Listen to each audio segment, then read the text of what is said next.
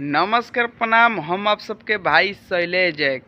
तो आज बात करने वाले हैं भोजपुरी के चमरान स्टार विकास राव के बारे में। जी हाँ दोस्तों, भोजपुरी के सुपर स्टार यानी चमरान स्टार विकास राव का जन्मदिन था और विकास राव अपने जन्मदिन की खुशहाली में गरीब बच्चों को कॉपी कलम से सम्मानित किए। जी हाँ दोस्तों, भोजपुरी के सुपर स्टार यानी चमरान स्टार विकास राव गरीब बच्चों को कॉपी कलम से सम्मानित किए।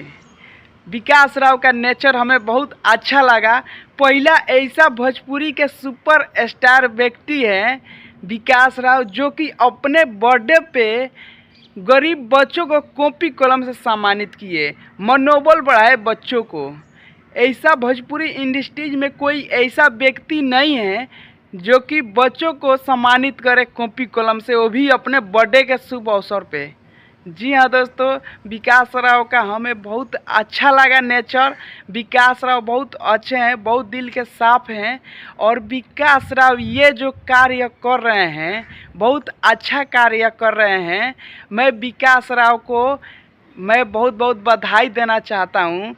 और विकास राव जो कि भोजपुरी के चमरान स्टार नहीं, भोजपुरी के सुपर स्टार हैं। जी हाँ दोस्तों, विकास राव बहुत अच्छे हैं और बहुत अच्छा काम कर रहे हैं।